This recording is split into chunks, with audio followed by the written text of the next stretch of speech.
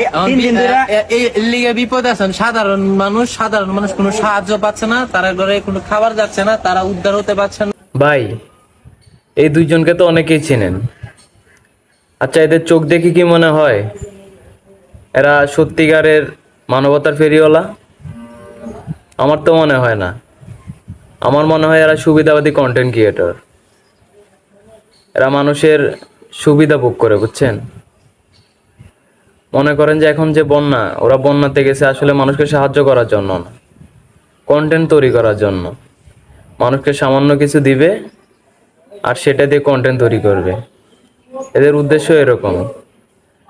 আপনি ব্যারিস্টার সুমন যখন ভাইরালে আসছিল, এরা ট্রেন্ডিং নিয়ে কিন্তু কাজ করে। ব্যারিস্টার সুমন যখন ভাইরাল, এই যে ও নির্বাচনে দাঁড়াইছিল, তখন দেখলাম যে ও ওখানে চলে গেছে নির্বাচন নিয়ে ভিডিও করতে। তারপর যখন